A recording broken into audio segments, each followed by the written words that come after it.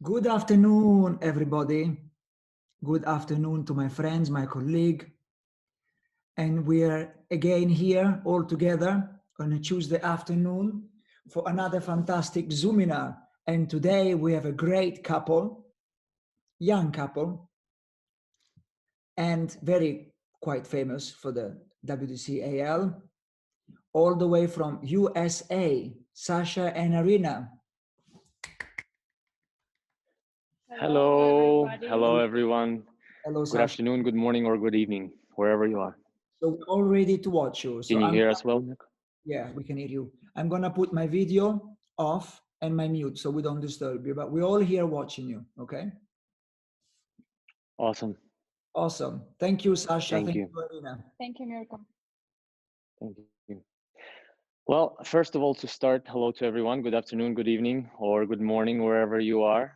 And to begin, both Arina and I would like to thank the WDC and the WDCAL to giving us this opportunity to do this Zoominar. We are very excited and we've been looking forward to it. And honored. Yes, very much honored. And we hope you enjoy it. So our topic today is the importance of good technique. And we think that to start talking about the subject, we must first define what is technique. Technique is a way of carrying out a particular task, especially execution or performance of an artistic work. Now, dancing is an artistic work, so the definition fits the word. Now, there are also slightly other variances of definition of the word technique. Technique is also a skill or ability in a particular field. And it is also defined as a skillful or efficient way of doing or achieving something. Now, we find that very interesting because we think that good technique in dancing is very much closely related to efficiency of movement. And you also heard the word skill in one of these definitions. So let's also look into what is skill. What does it mean to be efficient? A skill is an ability to do something well. Not just an ability to do something, but an ability to do something well. And to be efficient is to achieve something with maximum productivity, but with minimum wasted effort or expense. So whatever it is that you do, let's say here in dancing, it has to take the effort only to produce the result that you need and not waste any energy or effort. And before we get into the moving and the technique of our Latin American dancing, we also wanted to broaden the spectrum of what is good technique. What about the other aspects of dancing? How do you approach your practice? What is your technique to do your practice? How do you show up to practice? How do you start the practice? How do you dance together? What about your technique of having lessons? How do you approach your dance lesson with a teacher? There is technique to that as well. And Warming up. yeah, warming up is a good technique. That's always a great thing. What about participating in competitions? We are competitive Latin American dancers, and it is very important for us to have good technique in approaching a competition that we would like to be winners of. And that leads us to a subject that we wanted to touch upon, that today in our lecture, when we speak about good technique and the importance of it, it is all in the light of the discipline of Latin American dancing and the competition. It is competitive Latin American dancing that we participate in. And at times, we forget that when we put the number on and we go into a competition, our goal, whether we like to accept it or not, is to win it. Now, are we artists? Yes, you may say so. Do we have athletic abilities? Yes, we must. However, while we take part in competitions, we must use good technique to sort out the way to win the competition while being artistic, athletic, poetic, or pathetic. The choice how we decide to do it is ours. Yet the task at hand is to come first. And that thinking is a technique in itself. And we think sometimes most people in our dancing who claim themselves as only artists, they would like to escape the comparison. And comparison is the essence of the competition. So please, Keep in mind that you use your good technique to be a winner of whatever event you take part of. And actually, the only reason that we have to practice the good technique is for our bodies not to stand on the way of our soul expressing itself. So, technique is a tool to achieve the way of movement that you want. It's not the main ingredient. There's so many to the dancing. Um, and I would like to say as well that technique in our discipline that actually it differentiates our style of dancing from others because it's particular for our style, right? So Walter layered road technique, and it's our technique. It's tempo, beat value, footwork, body turn, hand hold, all of those aspects, etc. We have to be aware about. Right now, I would like to actually make a reference to ballet. I've been researching and I found out that ballet has six major uh, methods or techniques or schools. You can also call it like that. And I would like not to speak about all of them, but actually touch upon only four. And all the techniques, there's none the best or worst. They're all equally good and they're all equally recognized and appreciated, which is great, I feel. Absolutely. So I would like to say a couple of words about the Cicchetti method. It's an Italian school, and it's very strict regimen of exercises, and its emphasis goes onto anatomy of the body. Dancer has to be very fit and strong, and the line of the body goes. The energy goes from the bottom here to the top through the head and almost infinite. Uh, also the main thing in that method is a quality over quantity.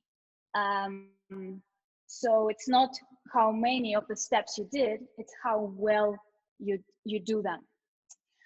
Um, Also in that particular style, dancer encouraged to develop his own way of movement and not to mimic the teacher, which I think is important Very important.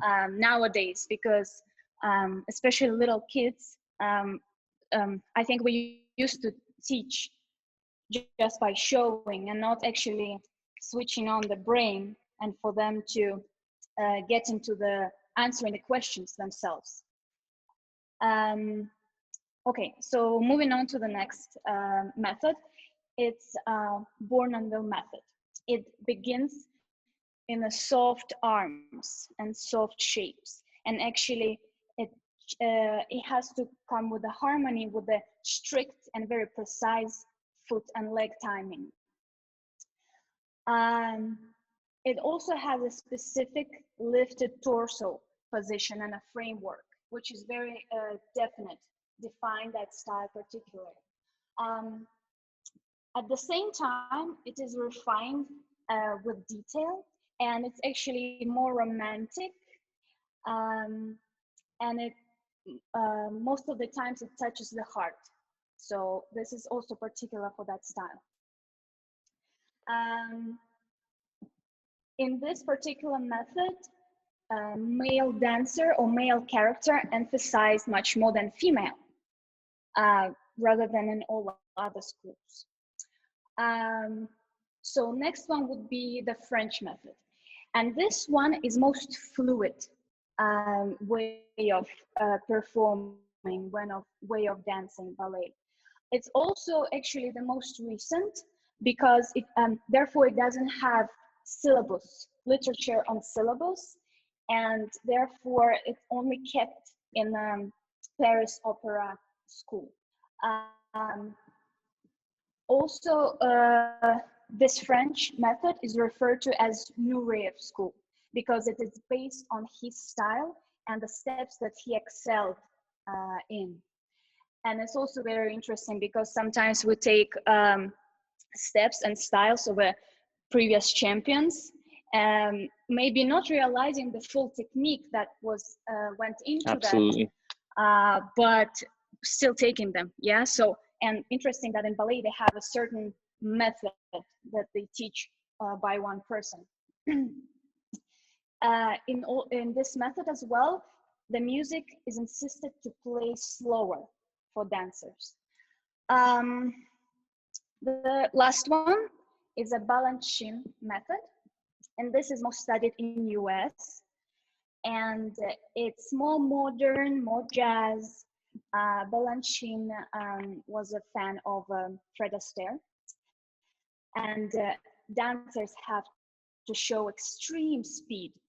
They have to present unconventional arms and hands. Also, a very interesting point that he enjoyed watching dancers break the laws of motion, which sometimes also, I think, even myself, I sometimes struggle to get out of my safe zone when I dance. I'd rather be on my foot even when I'm connected to my partner, but sometimes we actually have to go maybe past and away and off balance. So I think a lot of people also enjoy watching that. Also, the music insisted not to slow down for the dancers. As many movements and steps to be packed in a small block of music is also very particular for that style. And also for me, I found very interesting point that in this style, Balanchine loved elongation of limbs, the look of it. So let's say if in a ballet, when you do arabesque, I'm just gonna stand here. And yeah. So in ballet, in arabesque, you cannot open the hip this way. It has to stay closed and the leg has to come up. But Balanchine, to elongate the leg and the look of it, he would open the hip to the audience or opposite to the upstage, and that would create a longer look of the leg. And actually, in Latin, I would like to also make parallel. Let's say forward walk turning. Through my career, yeah, relatively still short, but still quite long already. I've been taught few forward walk turnings, and sometimes I've been so you have to choose, right? Maybe you can use one or the other. So let's say one is a particular are we doing, can I just show it? Yeah. So one forward walk turning is actually goes down, and I feel it's more Cuban, more grounded, when the hip actually comes forward into the pendulum, and I can actually show it off. Yeah, that's one way. And another way, also I've been taught, or we've been taught, that will create an elongation of the leg, of the hip, create a longer look. So that has to do with the hip of the back leg being lifted as I come onto the foot, and then lowered only by the end of the turn. And if we, let's say, we wanted to do a spiral, right? Mm-hmm. Let's say we do a back basic and a spiral. And right here, of course, it depends on the lead, right? If Sasha now gets me further into my leg, this will indicate for me that my hip will be more Cuban and more grounded. And I will turn on a low hip. So, and the other one.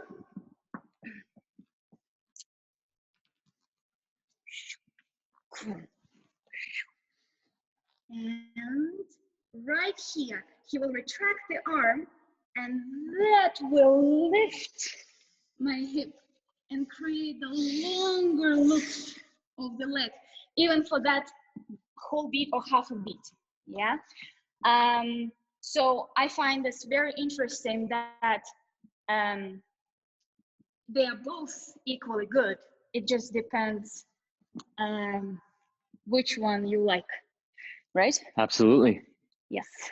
And as we already said, as Arina said, that our main message to send through what is the importance of good technique is to say that it has to be a tool for you and for your body, not to stand in the way of the expression of your soul or your spirit or whatever it is and however it is you desire to move.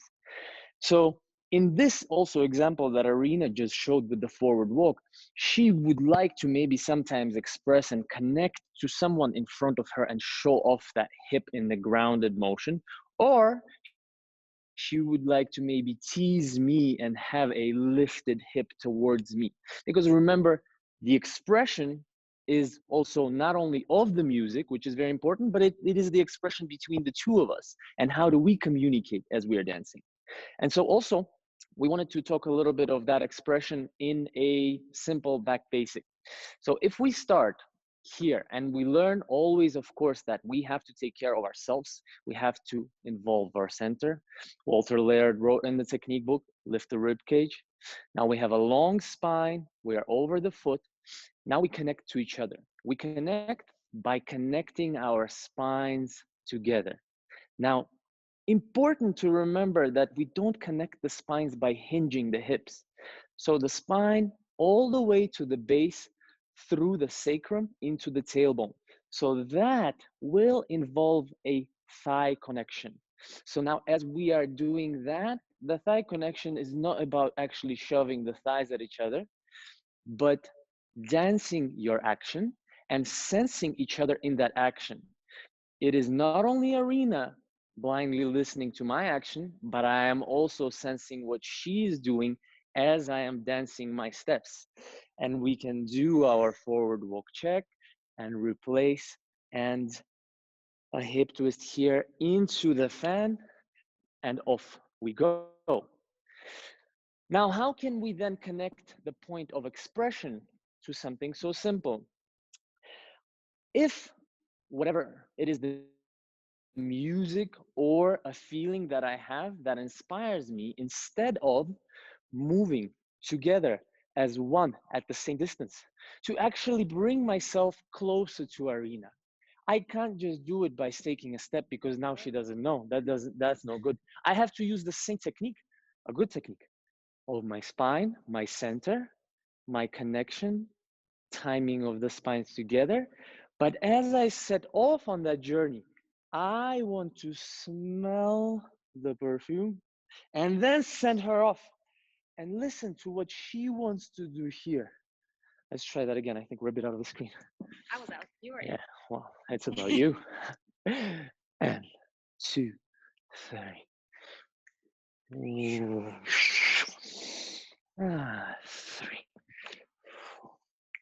Breaking Yes. the laws of motion. Yes. So we now start to push the boundaries. Now, it is only possible if we took care of our bodies and we took care of our common language of the good technique. How do we move together? Then we can start to create a conversation. Now, when we come to the hip twist, we have 3 different leads in the technique book. We have the shaping, the physical, and the allowing. So as Arina, from that back basic, comes forward to me, now I could use a shaping lead and dance and shape my body to guide Arina into the fan, which, by the way, I am behind Arina in. I am not on the same track right now, and definitely not in front. That would be bad technique. So once again, as Arina comes in and challenges me here with the expression of her closeness, I use a shapingly. Now you see the shoulders go up a bit, and that could be because of the expression of that emotion. Should they technically stay down? Of course. But sometimes you can allow Yes. yourself, not all the time, of course. Yes. But an emotional expression at that point for a second can be allowed, and not only will it look great, but it will give value to the following steps where the shoulders once again will be down and the body will be aligned. Now, if I use a physical lead in this hip twist, I would like to stress that a physical lead doesn't mean that I physically move my hand to lead Arina into the hip twist. Physical lead is the relation of my body action through the touch into Arina's body. Whereas shaping was me directing, a shaping lead was me directing through my shape. Here, it could get slightly more crisp and bitey, but still through my action. So the physicality, the abuse is not to my partner. The physicality and abuse of the action is not on the arm. It is to myself while having the connected touch. So it happens within the palm of the hand, not within the shoulder joint and the elbow joint. And the last one, which is mostly not used, I think, in the hip twist here, the allowing lead is allowing the lady to complete the weight transfer and then to decide her own timing in that hip twist. And in that one, the most important thing is not to turn off for both of us.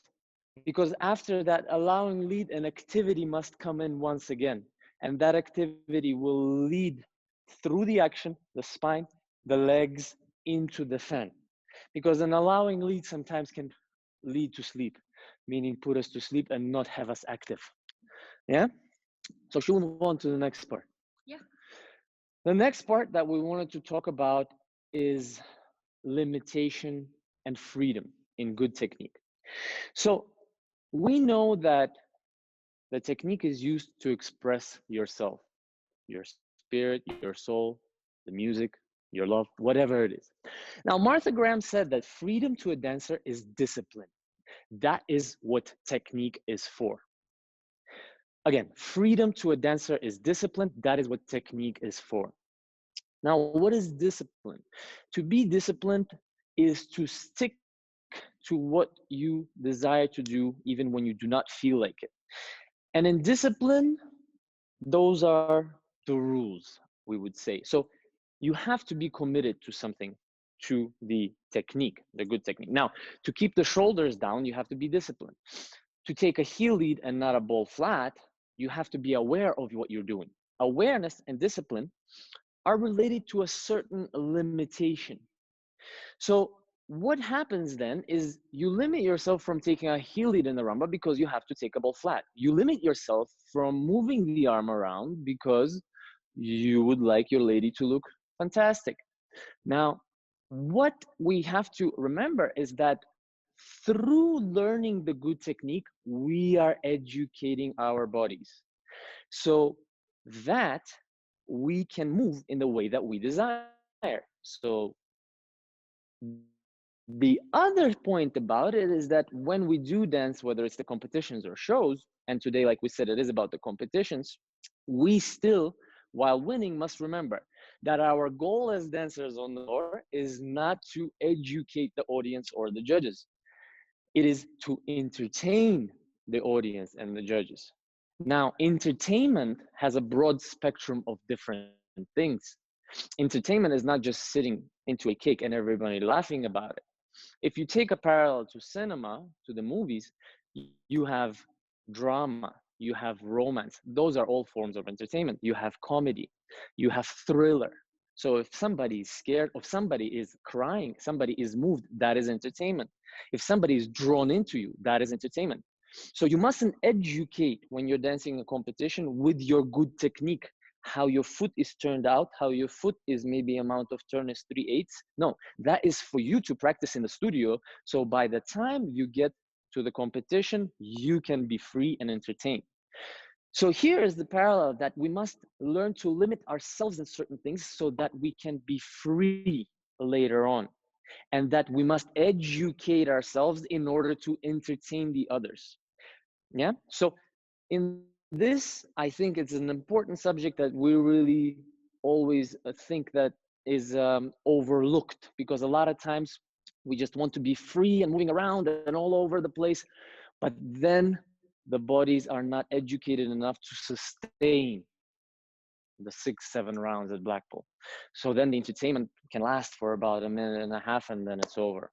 So this is the parallel that we wanted to talk a little bit about freedom versus limitation, and how does good technique help you with that. Next one. Yeah. All right. So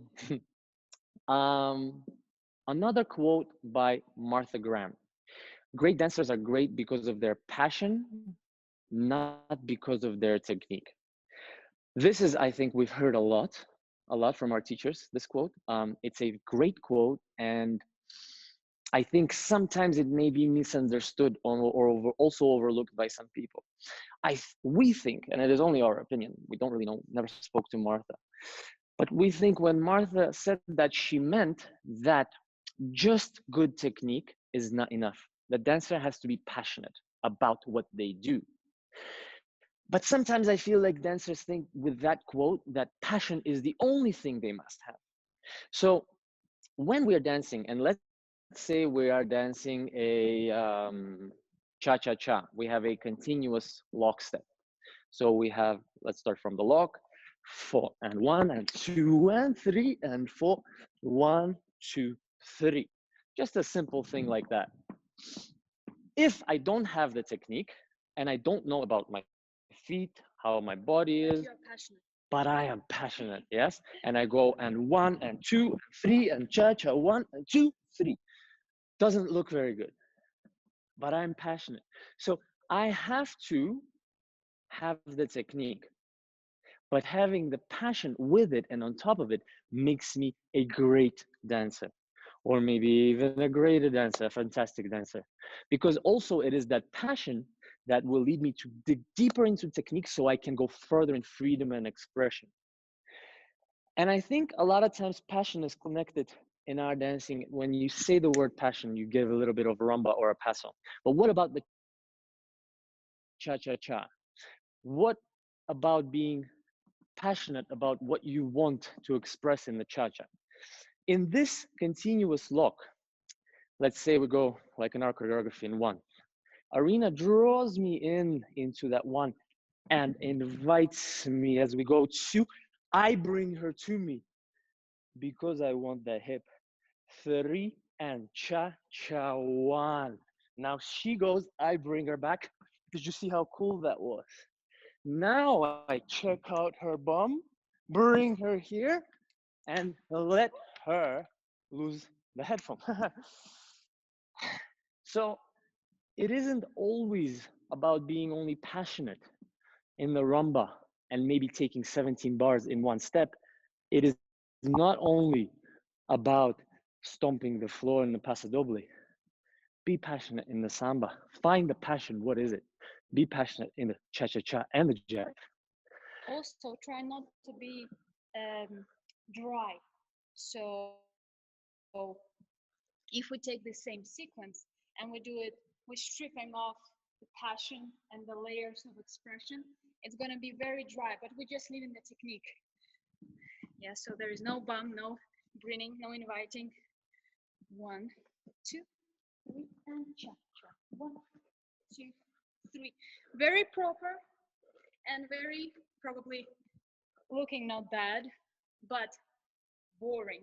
Yes, yeah? Yes. And this is where we find a lot of times things happen where the technique and the book is studied and then it's left at that. But the technique is not the end all. Yeah, it is a tool. Once again, we repeat hard words. Should we try this to the music? Yeah. Okay.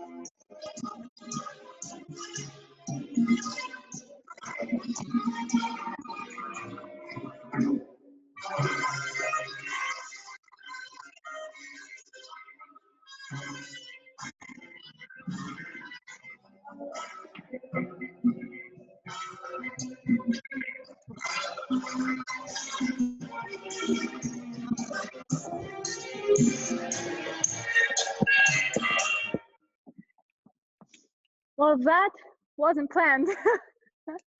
Yeah, that wasn't planned.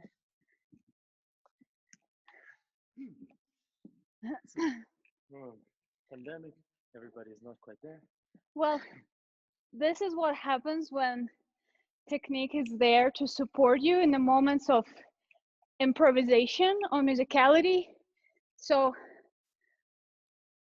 I felt, even though maybe it didn't look as well as we wanted it to. yes, Right?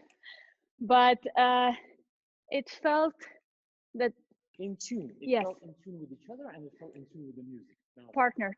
yes, we didn't plan it. Maybe it was a little rough and physical, but it was in the moment and aware. And to the best ability, the technique we used to express how we felt. How I felt at that moment, how Arina felt at that moment. Now, practicing good technique is an endless journey. It is a journey of a lifetime that I think lasts through the career and past the career. So we're all on that journey. So the next subject within the importance of good technique is growth versus feeling comfortable. How does that relate to the good technique? Now, Jeff Allen said, when the correct technique feels wrong, challenging, and confusing, there's change and growth. Now, a lot of times we go to the studio, and including ourselves, and we practice the same way we practiced yesterday. And then that lasts on maybe for a few weeks or so, and then there's a prior COVID, and then things don't change. Results don't change. So think, what's wrong? And then it is important to remember that in practice is where the growth happens. Of course, sometimes we can push ourselves at the comp, but we must remember to not stay comfortable at practice. So if you are comfortable in the way that you're moving, that means you need to take the next step and push yourself further to develop. So Jeff said that when the correct technique feels wrong, challenging, and confusing. Correct technique feels wrong, challenging, and confusing. Not just technique feels wrong, because somebody can teach you some technique and it will feel wrong and challenging and confusing. And a lot of people do, and then it doesn't really do anything to you. Michael Jordan also said that you can shoot hoops for 8 hours a day, but if your technique is wrong, then all you become is good at shooting 8 hours a day wrong, shooting it wrong. Yeah, you have to get, he said, the fundamentals right, and then the level of everything you do will rise. So a lot of times we want to feel comfortable at the practice, and then we go to the comp and we feel not so good because the body doesn't respond to what we want to do, and then the results are not as good as we wanted them to be. So we think that samba is one of the dances where we personally find a lot of times that we have to push ourselves past the point of the comfort zone, because there's a lot of rhythms, different rhythms. There's a lot of body action, body rhythm, body softness. Specific leg action. Specific leg action. Yes, that is related, like a whole thing, to the torso, to the legs, to the ankles, into the pelvic floor, all of those things together with spine. And interestingly enough, in the samba today, we find that a lot of people look uncomfortable. Yeah, so a lot of people try to create a very stiff and held body. So we have a piece of choreography in this where we go, we'll just do it slowly, into a run here, switch, in a reverse roll, action, changing the direction, natural roll, and into open. Arina a bit out, stationary ensemble wrist, slight lead, some body action here, into or a pause.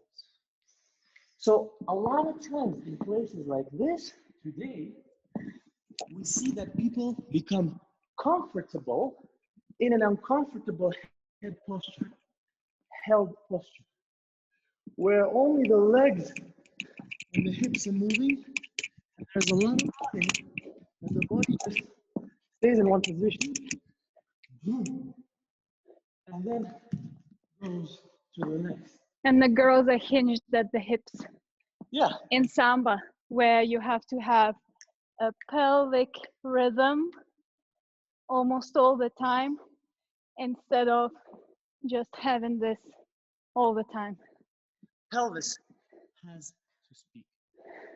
It is where we feel, and that is where we should speak. That is what defines a lot of times the action, the difference between the actions and the different dances. So let's try to the music to do maybe a little bit better. Sure. Yeah? Yeah. Oh, okay, we're gonna leave the microphone.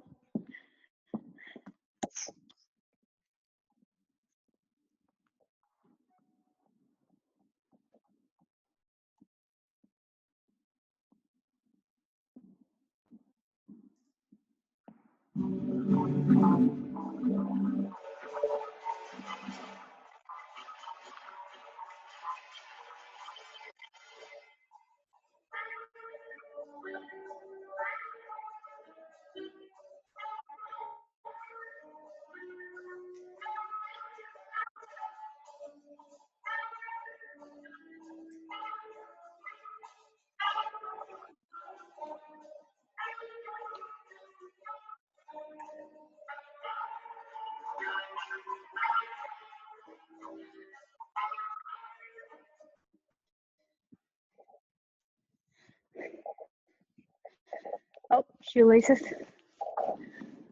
Here. Here. Thank you. So that was one version of how you could do this. Slightly softer, slightly more rhythmical. We hope. We hope, yeah. It's like 0 degrees in this ballroom. And I think to apply also some correct technique with that, remember there must be a sense of frame. Because if you start to have body music, a lot of times droopy elbows come in. Guilty of that myself a lot of times. And when that happens, then we might not achieve what we wanted in the competition. Because here we are less competitive than there. Yeah? So that leads us to our next part. Next part is the inspiration. Can I just interrupt you for a second? I think when you were dancing, your microphone moved, and it's we can hear you very, very far away only. Can you check? Oh. That? Hello? Hello? That's better. Okay. Say something. Hello. Hello. Hi. Yes, 1, 2, 3. we can hear you now. Yes. Okay. Awesome. Great, thank you. Sorry. Okay, so I wanted to also say a few words about Paso Doble. A lot of dancers,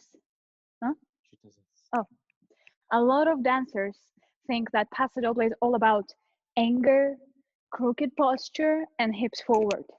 But it's not at all like that.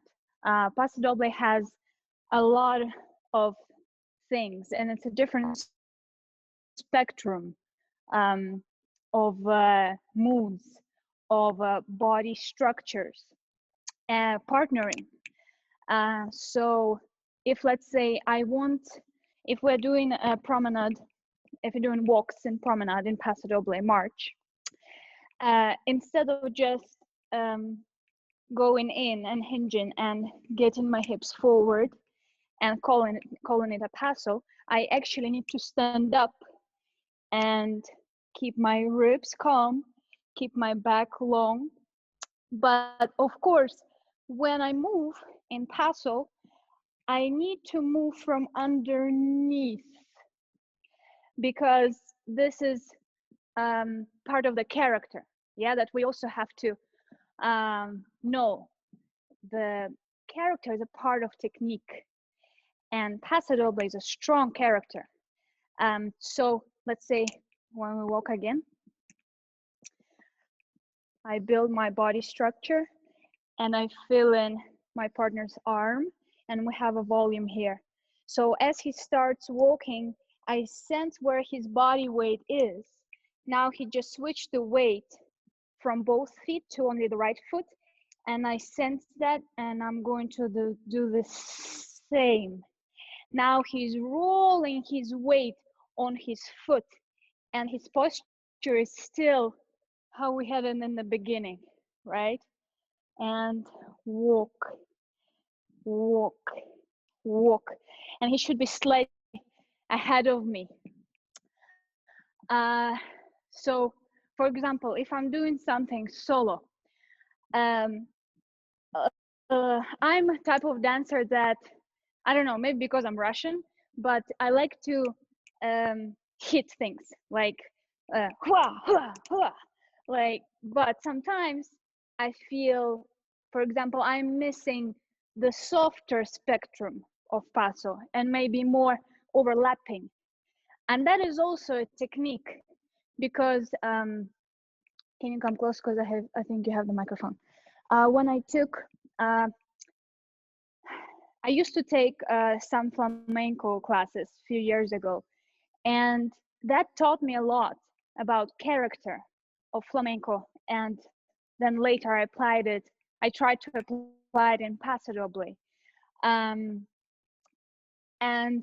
how they go on stage, how they take a certain posture, how the arm should be straight, not here, for example, because the look is not going to be the same on the stage, but here the resistance and the elongation from the arm and the head up and the spine creates the resistance, and that it's a technique on itself, just in that posture, yeah, or position.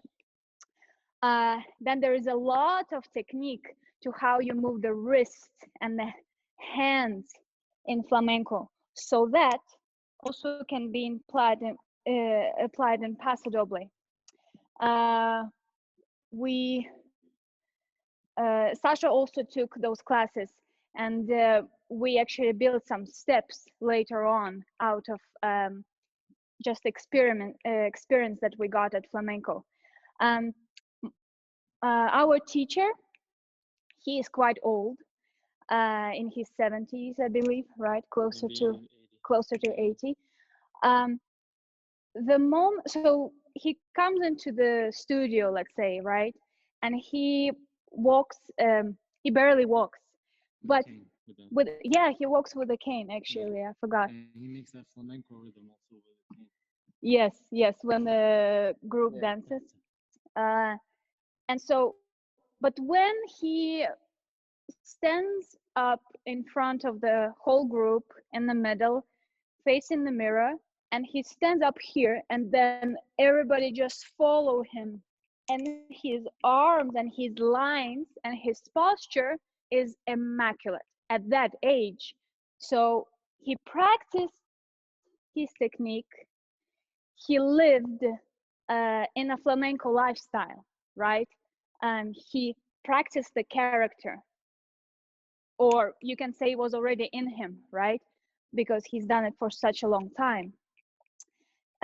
He practiced the character. So the character merged with the technique, and then you get that old man, Yes. but immaculate dancer. Incredible. Whenever I came to classes, and he always starts the class off by doing one song where he stands and does arm work. Yeah. And it is so soft and subtle, yet so strong and silhouettes and picture. And he does very, very sudden changes. However, it is impossible to keep up with him. The way he lives with the music and the way he does, even just the way he brushes his torso before he does something there, sometimes maybe a little shoulder. It's just, you really see a lifetime's work of practice and practicing the good technique. So I encourage the dancers, whoever is watching or will be watching and recording, I don't know, to take a look at your paso and experiment and maybe research into flamenco and take inspiration from there and look at the certain lines, and maybe you will find some interesting footwork that you can practice, and that you will practice your technique within that. So yeah. Absolutely. Absolutely. Taking other styles, I think a lot of times keeps us inspired. And inspiration is very important because Rudolf Nureyev, the great ballet dancer, said that technique is what we fall back on when we run out of inspiration. So a lot of times we can find ourselves running out of inspiration, and dancers primarily have to live in the zone of being inspired and motivated to come in to a studio and to do their work. And a lot of times I think Especially nowadays. yes, especially nowadays in the times of the COVID, where there are no physical competitions, or very little of them. And of course, there are great alternative and initiatives that are happening online. And when we run out of inspiration, we must remember that it is not over. It is the technique that we will practice then that will give us something to fall back on when we go into a competition. And that's when it matters. That, let's say you wake up on a Friday morning or a Wednesday morning, and it's whether it's the British Open or the Worlds, or you're in the Dutch Open or you're at the International, and you don't feel for it. It happens. Sometimes you have a comp and you don't feel for it. But if you've practiced and you've put in the hours into the technique, it will have your back.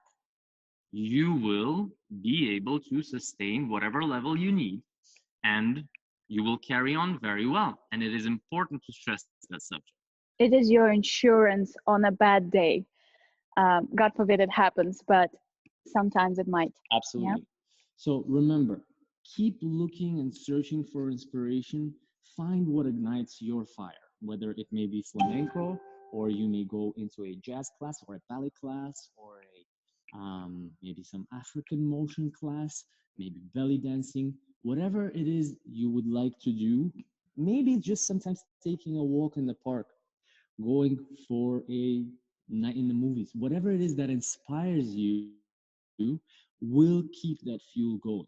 Because sometimes, especially now, like Arina said, in this time, a lot of dancers, especially the younger dancers, I think, find it difficult to understand why should they keep going to the studio and doing that 2, 3, 4, and 1. I think older too. Well, yeah, yeah, everyone probably. But find what inspires you, and then you will forget. You'll forget about the troubles. You'll escape from the not so nice reality that we have currently, and you get into the zone. Because remember, when you're inspired and you come into the studio, what do? You probably just go and you dance. You don't want to talk about what's the amount of turn in the fan. You're not talking, you're not discussing, you're not arguing.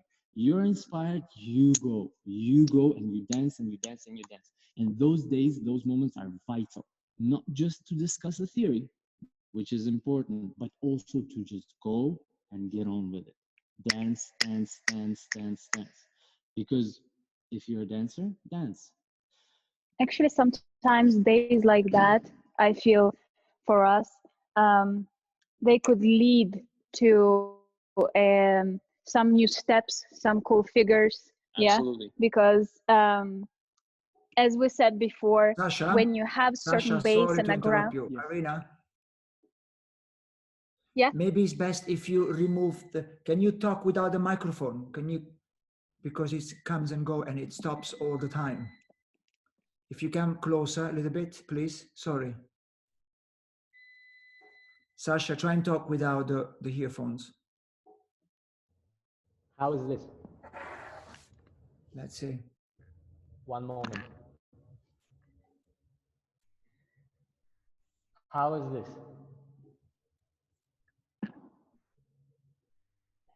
Anybody there? Built-in microphone. Yeah, I can hear you now. Yeah. Is it better? Is it any better? Can you hear us? I can hear you clearly, yes. Arina, you try and speak, Okay. please. Okay. No, the call is comes and go. It's disturbed. Nicole, how is your Okay. sound? Actually, I can hear you good now without the microphone. So We try now from the computer. Is this any better? yeah, this is Yeah, perfect. yes. Yeah, very good. Better. Okay, great. How many have you got your phone also connected to Zoom? No. No, Okay. this is a laptop camera. Do you want us to connect the phone? No, because Okay. that might disturb actually if the phone is on. Yeah, maybe can you move your phone or switch off your phone or something? The phones are Because we off. cannot hear you and now you got frozen. It could be the Wi-Fi. Yeah, it could be just the Wi-Fi. Yeah, could be. Could be. Now it's okay. And now it's Say frozen something, again. Arina. Saying about the good days Sorry. when you. Can you hear her? Hello. Yes. Okay. The picture is Better frozen. or no? The picture is frozen though. But that might just be you, Mirko, because I have the picture not frozen. Okay, maybe it's me. No problem. I- Okay. Yeah, All right. I think I have some feedback for the other people. It's okay. So- Okay, you please continue then. Okay. I think it might have been okay. Anyway, So yeah. I was saying that those days have to happen because sometimes we found some cool steps, new steps or figures that when we were dancing together, and with the base and the ground of a certain level of skill and technique and partnering, we were able to came up with those steps. Come up with those steps. Yeah. Absolutely, absolutely. And I think we're coming to rounding up the lecture about the importance of good technique. And the last thing we'd like to talk about is how good technique, if through expression, how it connects you to the music. And Arlene Cross said that it is through strength of technique that the body stays in possession of music. So it is through the strength of technique that the body stays in possession of music. So if you practice your technique, you will be able to express and get in tune with whatever is being played. Now, that doesn't necessarily mean that you always have to stay one-to-one with the music. You can practice your music. Let's say in a comp, sometimes you go and you don't like the song, but hopefully you've played good music in practice so that that great music possessed the body that has been practicing good technique, and the motion that that music has produced within your body music, has then been practiced so many times that if you go to the comp and the music is not good, it is still there. So it's important to practice to good music, because good technique is very closely, of course, also related to practicing to good music. Yeah, Walter Laird said that you have to practice to good music because great dancers, when they hear bad music, he said, I think, if I'm not mistaken, it has bad effect on them. Bad dancers has no effect on them. But if great dancers hear extra beats in the music, they can pick up on that and they can create some extra body rhythms, maybe foot rhythms. It's the percussions and the live orchestra, even recordings of a live orchestra already can give you chills rather than the techno stuff. Absolutely, absolutely. So with that in mind, we just want you to remember that you have to be always practicing the good technique to use it to express whatever it is you want.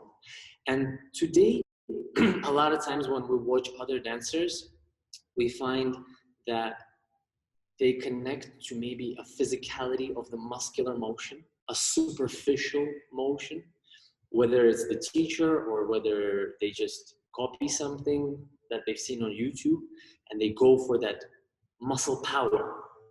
And it is important. We have to be athletic. I mean, nowadays, if you don't go to the gym, you're not going to be very good. Or if you don't spend enough time sculpting your body through practicing, you're not going to be very good.